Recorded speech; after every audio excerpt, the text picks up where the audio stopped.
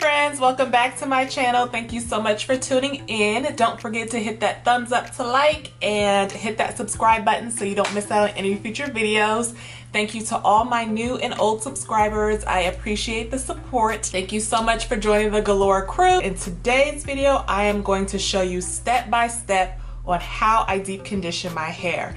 Recently, throughout the holiday season, I've been getting a few DMs asking me about moisture, how I combat dryness with my hair, and the biggest thing or the most important step in my routine I feel is deep conditioning. So I'm going to show you exactly how I do that today, and I'm also going to incorporate a new step that I've added to my deep conditioning routine, which is steam. So if you want to know how I deep condition my hair, just keep watching.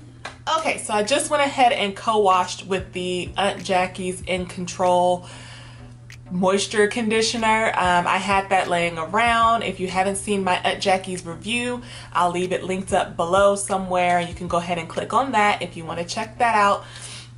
But I went ahead and used the conditioner as a co-wash, which it says you can use it as, and I did enjoy it as a co-wash, so that's a plus.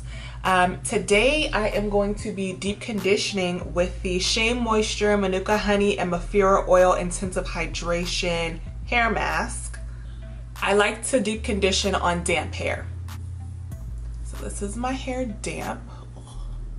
It's a mess. I have a mirror over here, so I'm just gonna be looking off to the side. But I like to deep condition my hair in sections. So I'm going to create 4 sections and work from there. And I just part using my fingers. No real need for a comb.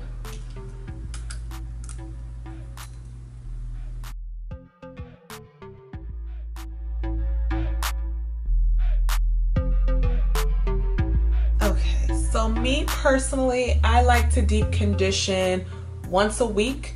When I feel my hair is not at its best, I will deep condition twice a week. Deep conditioning has changed my hair so much, from its texture to the length. I mean, if you are starting off with your hair journey and you really want to get off on the right foot, you have to add deep conditioning to your routine, and it has to be consistent. I have my 4 sections here, and I'm just going to take the deep conditioner and apply it throughout each section from roots to ends. Take about that much.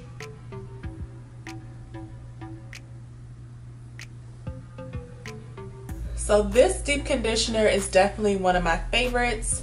If you haven't seen my top 5 favorite deep conditioners to use in the winter, I will definitely leave that linked above. And this one is definitely one of my favorites because of its intensity. This deep conditioner, if your hair is really dry, I mean like really dry, I definitely recommend this deep conditioner for you to use. It is packed with moisturizing butters and oils, and it just does the job.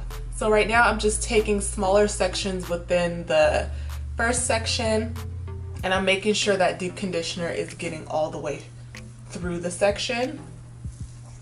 Alright, and then once I feel like the section has been thoroughly coated, I'm just going to twist it up out of the way for now.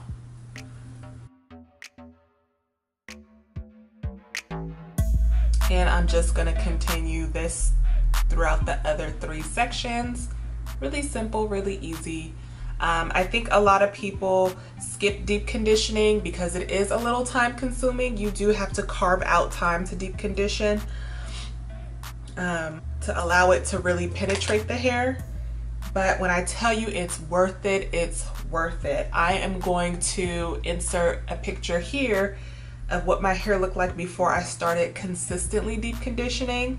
In its straight state, it was a little longer than shoulder length, and I just remembered my hair always felt dry it never felt super healthy. And then I started really paying attention to my hair, and I set a routine, or I set a regimen for myself to follow, and I made sure that I was consistent with it. And I went from almost shoulder length or a little past shoulder length to mid-back length in no time. It felt like, what have I been doing this whole time? I've been natural for almost 10 years, and it took me a while, like over 5 years, to really figure out that deep conditioning is where it's at. So if I can help you on your journey, I tell you to deep condition, deep condition. And if you feel like your hair is just really dry, deep condition more than once a week, for real, because it will really help your hair. My hair not only got longer, but the curls began to pop more. Like my hair texture changed because my curls were hydrated, and when your hair is hydrated, there's less frizz, so you can really see those curls. I'm telling you, deep conditioner is where it's at. And I'm not talking about a conditioner that you rinse out. I'm talking about actually purchasing a deep conditioner, a product that says deep conditioning or hydration treatment or reconstructive treatment, like, or hair mask, something that alludes to it being a stronger treatment than just regular conditioner. And then also look for products that advertise benefits that you are looking for. So if your hair is dry and brittle, look for products that say for dry and brittle hair. If your hair is protein sensitive, meaning whenever you use products with amino acids or any type of protein in it, and your hair feels dry and crunchy afterwards, then look for products that have no protein in it.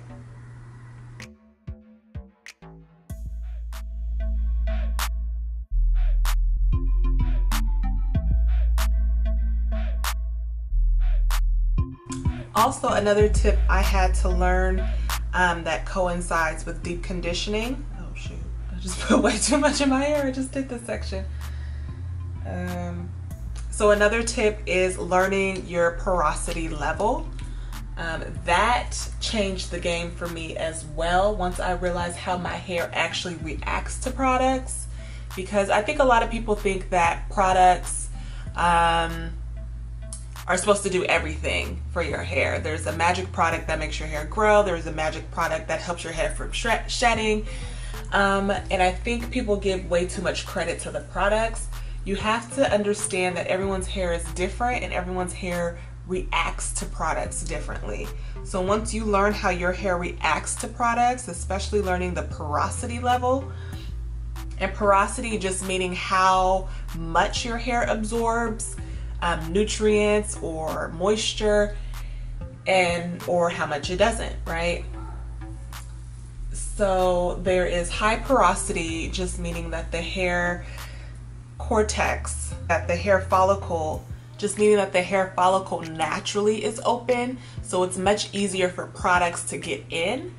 But then as well, since it kind of stays open, it's also easy for products to evaporate from the hair follicle. There's normal porosity, which allows products in and actually closes on its own. For people with natural porosity, they tend to grow hair longer, faster. They're able to retain their length. And then there is people who have low porosity. I have low porosity hair, which just means the cuticle, the hair follicle itself likes to stay shut. So I have to work hard to get it to open in order to allow products in, and then seal those products in. So most natural women or men, people, have a lower porosity hair types. Not all, so it is a good idea to test your hair, and it's so simple to test your porosity level. Just get a glass of water, take a piece of your hair, shedded hair preferably, and place it in the glass of water, and then just observe it. If it floats for a long time before it starts to go down, into the water, then you have low porosity hair, and you're gonna have to work harder to open up the hair follicle in order for products to get in. If your hair kind of just goes down into the middle and kind of stays there for a while, then you have normal porosity hair. And if your hair sinks down to the bottom of the glass quickly, that means you have high porosity hair. So it is a good trick. It takes a couple of minutes to do, if that, and it will help you with applying your products so that they work more efficiently, if that makes sense. So once I realized that I had low porosity hair, I starting off my hair routine with warm water in order to open up the follicles and allow products in, which has changed the game for me. Okay.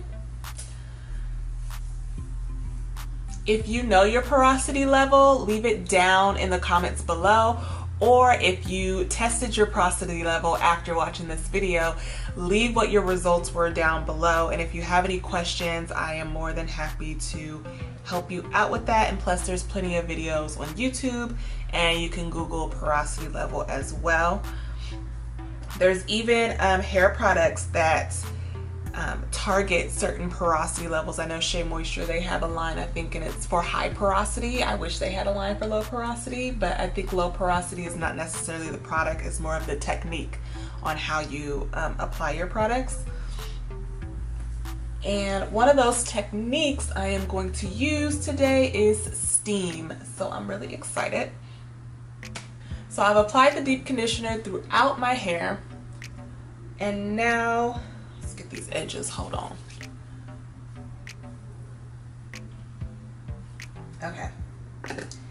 And now I am going to use a technique for my low porosity hair, which is steam. Steam is going to gently open up those hair follicles and allow that deep conditioner to get even deeper into my hair. So today I will be using the Q-redew hair steamer. It's a handheld hair steamer.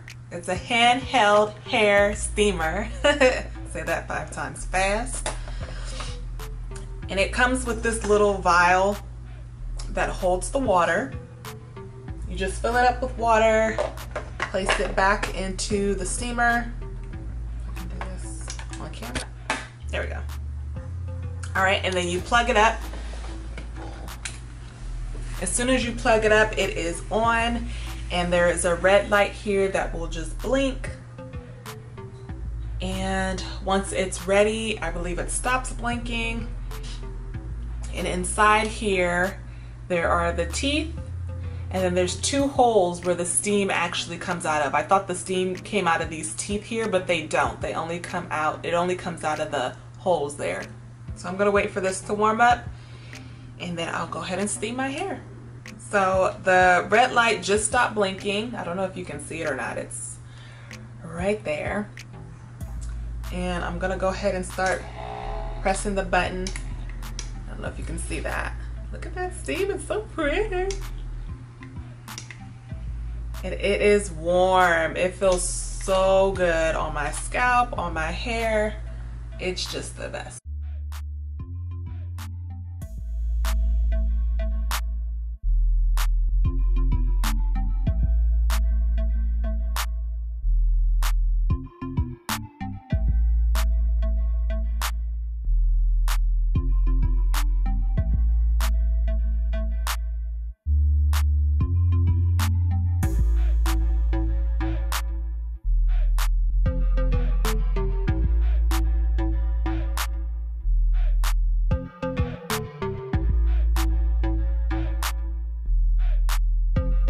Hey Siri, what are benefits of steaming hair? Okay, I found this on the web for what are... Okay, so I just asked Siri, what are the benefits of steaming hair? And it sent me to the My Elle Organics page, one of my favorite hair brands. And it says the first benefit is enhancing product absorption, which is one of the main reasons I'm using steam. The next one is to improve elasticity. And elasticity is very important if you are a curly girl because it allows for your hair to be stretched and then spring back. That's why I try to tell women who don't like shrinkage that shrinkage is actually a sign of health for the hair. So it is something to embrace. The next one is it improves scalp health, which I can see that as well. If you have dry, irritated scalp, I can see the steam being very beneficial to you and relaxing. It does feel very good.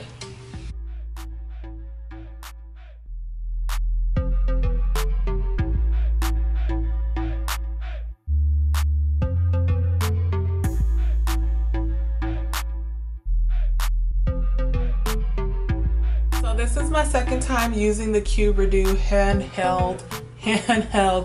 This is my second time using the Q-redew hair.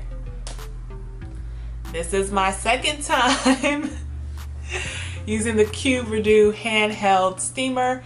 I have really enjoyed it, and I'm definitely going to keep this particular step in my deep conditioning routine. Oh, let's straighten that out.